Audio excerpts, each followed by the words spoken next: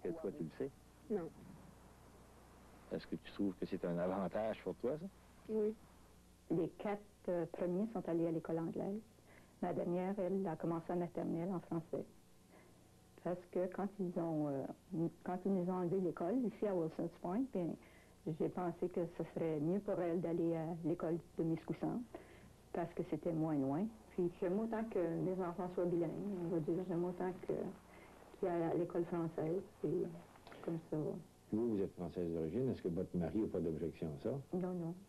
Il est anglophone, mais il parle le français. Madame Power est québécoise d'origine, tout comme sa voisine, Madame Wilson, qui a enseigné à l'école anglaise de Wilson's Point pendant 26 ans. Il y avait seulement que 9 à 10 élèves. C'était pas assez pour garder une école ouverte. Les étudiants, où est-ce qu'ils sont allés après ça? À Miscoussant, l'autobus venait les chercher tous les matins, puis les ramener le soir. À Miscoussant, c'est une école française. Oui, une école française. Est-ce que ça posait des problèmes, ça, pour les anglophones qui devaient envoyer leur enfant dans une école française, ou? Non, pas de problème. Seulement que ça leur a même donné un avantage. Ici, il y en a qui sont partis d'ici puis aller pour faire leur 9e année même à la Mecque. Puis ils avaient seulement que le cours anglais ici. Ça a été difficile, mais ils l'ont fait. Ça a été un avantage. À présent, ils remercient le programme. De cette manière-là, ils devenaient bilingues. Parfait bilingue. Devenir bilingue est donc devenu un objectif partagé par plusieurs anglophones de l'île. Ainsi, à Miscou Harbour, communauté majoritairement anglophone, certains élèves, comme Austin Vibert, ont préféré, plutôt que de s'inscrire à l'école anglaise du village, aller à l'école française de Miscou Centre. Mais le choc culturel a été grand. Mon père est anglais et ma mère est française. Puis toi, tu es allé à quelle école? Miscoussant. Ça, c'est l'école française. Ouais. Dès la maternelle? Oui, jusqu'au 4e année. Quand tu es allé à l'école française, est-ce que tu savais un peu de français, quoi? Ah oui. Après. Oui, mais quand tu es arrivé là, est-ce que tu parlais français? Non. Pourquoi est-ce que tu es allé là pour apprendre le français? Ouais. Est-ce que c'était difficile d'arriver dans une classe française puis oui. pas savoir parler français? Est-ce que ça t'a pris du temps à t'adapter? Ah oui. Beaucoup. Austin Vibert est maintenant inscrit à l'école anglaise de son village. Son intégration aux francophones avait été trop douloureuse.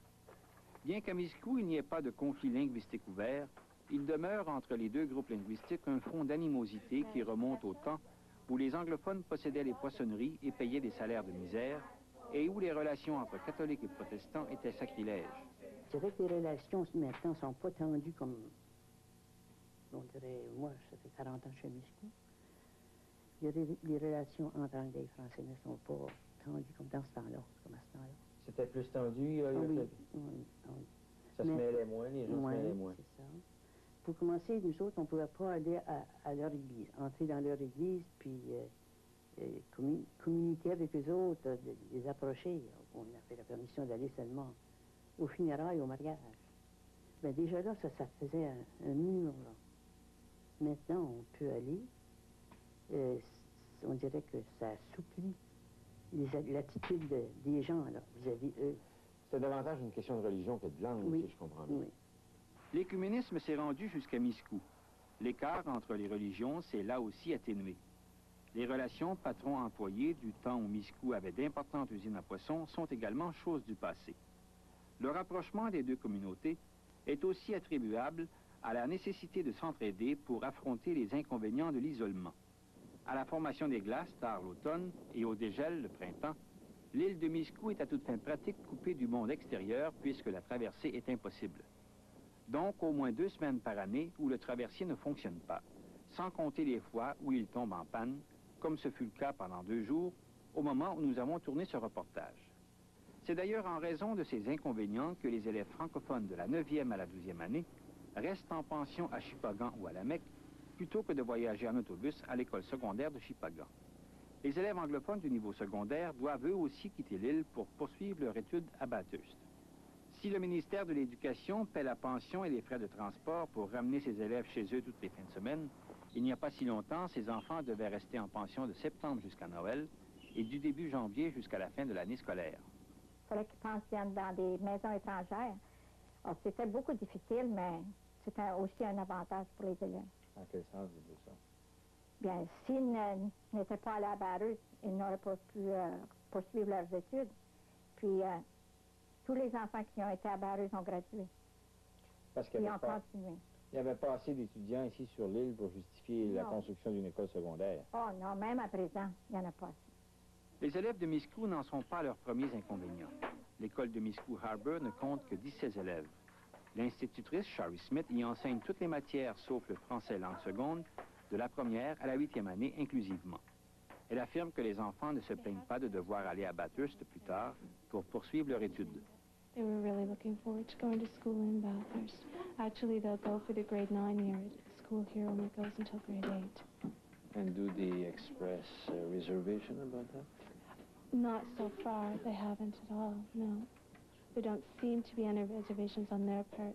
They're just excited about going to a larger school in a bigger city, that kind of thing. Avant de connaître la grande ville, les anglophones de Miscou se sont habitués aux inconvénients d'être peu nombreux, insulaires et minoritaires. Ainsi, en mai dernier, ils ont refusé l'offre du conseil scolaire numéro 6 de leur aménager une classe dans la future école française qui sera construite à Miscou Centre.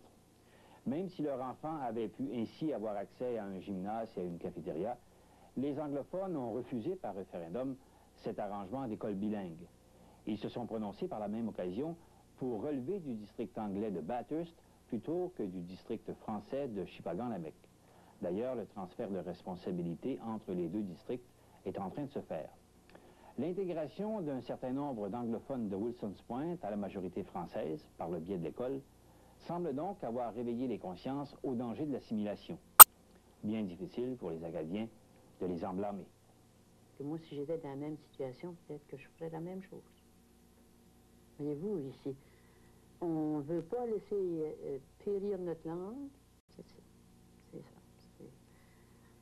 C'est leur droit. Ils ont le droit de voir leurs enfants s'instruire dans leur langue.